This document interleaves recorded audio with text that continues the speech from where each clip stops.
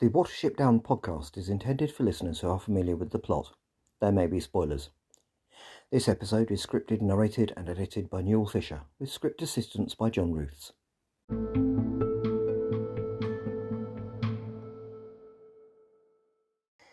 Hello, and welcome to the Watership Down podcast episode 111, in which we will be looking at the first part of the third story from part 3 of Tales from Watership Down, chapter 14 of the overall book, Flyairth.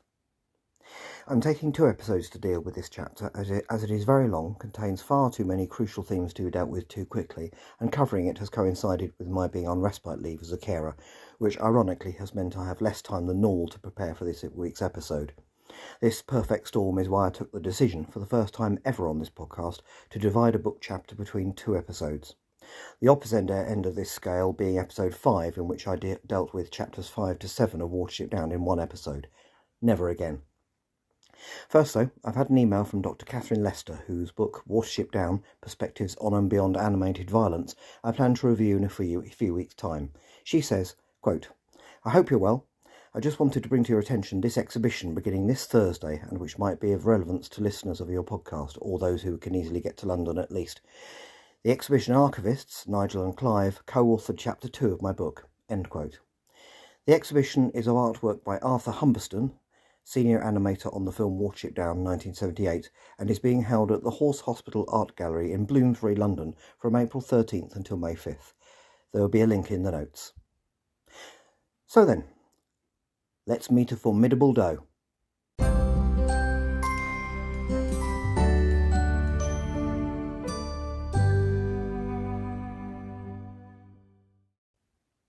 Part 3, Story 3, Chapter 14, Flyairth, Part 1. At last we are going to meet Flyairth. She is the first real curveball that Richard Adams throws at the leadership of the Watership Down Warren in this book, and the first reminder that, no matter how glorious your previous achievements, and they really are in this case, no one is required to share the values that got you those achievements, or to revere the things that you revere as a result. This is a lesson Ellachara and Rabscuttle learned upon their eventual return from the Warren of the Black Rabbit of Inlay, and now Hazel and Bigwig will learn the same. How will they deal with this? The first section of the chapter we will look at in this episode ends at page 175 in my 1997 Penguin edition. This is 14 pages into the chapter. Appropriately for such a long chapter, there are 2 opening quotations. The first is by Elias Canetti. He was a Bulgarian-British novelist who was born in the first decade of the 20th century and died in its last. I always noticed that in a person, as it was also true of 3 of my grandparents, the 4th of whom, my maternal grandmother, died in 1980. She was the grandmother who cried when I played Bright Eyes to her, as mentioned in episode 76. I remember thinking very clearly after both of my grandfathers died in 1999 that century, that you now have to be nearly a quarter of a century old to have been born in, was now their century, not mine, for their lives were contained entirely within it. The quotation is from Canetti's work Auto de Fe, the original title of which was Die Blendung, The Blinding in English. Written in 1935, it primarily addresses themes of totalitarian thinking, but a subsidiary theme was misogyny, another feature of fascism. This quotation, which directly addresses the seemingly sole function of does in the 1972 novel, namely motherhood, introduces the chapter in which the first doe to have other priorities appears in the text of Adams writing about that world. In that context, it is a very effective quotation. The second quotation is a bit simpler. It is by English playwright Thomas Nash from his 1600 play Summer's Last Will and Testament. The play anticipates a great transition in tastes in drama in the courts of England as the Tudor era gave way to the 17th century Stuarts a mere 3 years later. As such, it anticipates a fundamental change in the style of leadership in England. And soon there will be such a change on Watership Down. However, on the surface, all it seems to address is the need to be delivered from winter, plague and pestilence, the relevance of which will become obvious very soon. The chapter opens by following on directly from the previous one with the arrival of the cold weather Keha had predicted.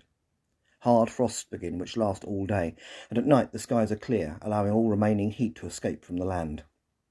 None of the rabbits of Watership Down have experienced cold like it before. Then the temperature improves a little as clouds move over the down, only for those to then cover the landscape with snow. The time has come, Hazel realises, for them to move down the scarp slope to the winter burrows, located, I think, where Hawkbit found the scrapes that saved them when they arrived on the down. There can be no more digging, and they will have to be used as they are. Hazel decides to go and check the burrows first. He has to take Bluebell with him as he knows their concealed location. Several rabbits end up joining them. Disappointingly, only the male rabbits are named, Bluebell and Pipkin, with Bigwig tagging on late, while the does are simply any who want to join them. They first descend to the bottom of the scarp so they can locate the holes from there. This is presumably because this was the direction from which they were first found. After some difficulty, Pipkin finds the right place and Bluebell makes his way to the holes, but there he finds something strange. They are being used by rabbits already. The smell is very clear. Hazel, without hesitation, enters a hole with Bigwig behind him and, emerging into the burrow at the end of a run, is confronted by a large doe with several young rabbits with her. Her aggressive attitude reduces a little as the rest of Hazel's companions emerge, including 4 does, we now learn. Hazel asserts that this is their burrow in the face of her attitude. And then Bigwig scares her, not with aggression, but simply by asking if she is Flyairth from the Warren Finial. The same Flyairth we learned of 2 chapters ago, who was sensed in the secret river at Ephrafa by Vilthuril and her friends while they were still in Ephrafa. It seems Bigwig has a newfound respect for powers of prescience. There is now understandable tension between this doe and Bigwig, which Hazel tries to dispel by explaining why they dug these winter burrows. It doesn't work.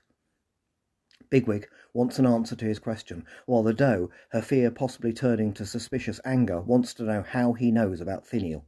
She particularly wants to know if he has been there. Again, Hazel calms the waters by assuring her they are not enemies. He says they need to go up the hill to fetch everyone else. The doe says she will come with them. It is only half phrased as a request. The doe, Hazel and Bigwig emerge into a snow-covered moonlit night.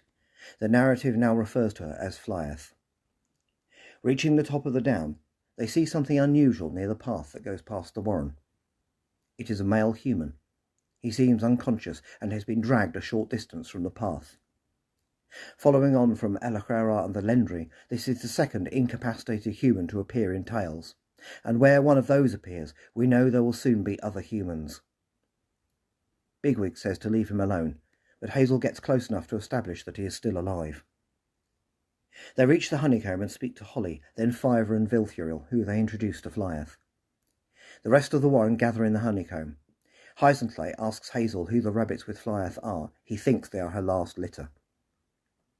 And then, just as they are about to lead everyone down the hill, they hear an approaching Crudidu coming along the track. Flyairth starts to panic, but Bigwig tells her it has just come for the unconscious human. We hear the brief conversation between the humans as they load the man into their jeep. The rabbits wait quite a while before emerging to make their way down the slope. Flyairth is in shock. She is clearly not as used to seeing humans as the rabbits of Watership Down. Hazel refrains from telling Flyairth about the secret river or from explaining the newcomers to everyone else. However, he does talk to Fiver about her. Fiver thinks there is something unusual about her. Both he and Vilthuril, his mate, think that she is not crazy, but that something is going to happen involving her. They will just have to see how she gets on with the others. She cannot be sent away in this weather. Such is the fundamental decency of the rabbits of Watership Down. And then, on the afternoon of the following day, Flyairth approaches Hazel to speak with him. She asks why he and Bigwig were not more scared of the humans who had come near the warren. He replies that they are used to them passing the warren. She asks to be taken back up the slope to see the main warren, and Hazel reluctantly agrees. Flyairth is full of admiration for the warren as well as for the way the Watership Down rabbits beat the Ephraphans, but she asks why they are not more afraid of the white blindness with humans coming so close to the warren. Bigwig replies that there is little reason for humans to harm them, as Flyairth, or good quality food such as that produced by humans, is not grown nearby. A pragmatic attitude, you might say. Hazel adds that although humans could give them the white blindness, he doesn't think they will. Returning down the hill, Flyairth returns to the subject of how Bigwig knew her name, but she gets no more out of him. Later, Hazel discusses how he knew with Bigwig. He says Vilthuril's description of her was so vivid he just knew. He is worried that Bigwig, having come straight out with the question, might have given Flyairth the impression that they are mind readers. Bigwig replies that, thanks to Vilthuriel, they effectively are, and Flyairth thinking that might not be such a bad thing. He warns Hazel that she is very strong-minded, and there may be trouble ahead.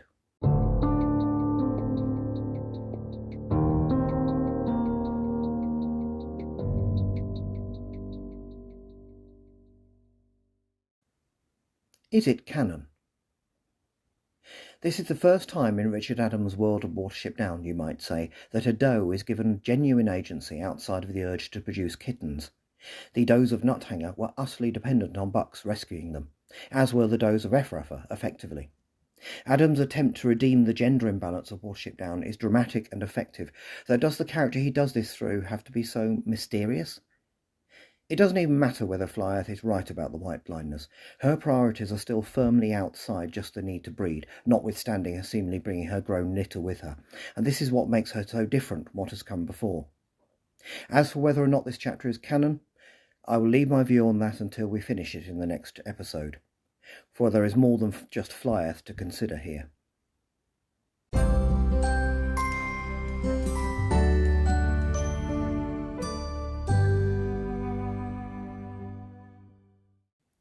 Next time, we look at the second half of Chapter 14, as Flyairth causes a crisis on Watership Down. And we say goodbye to a veteran of Sandalford.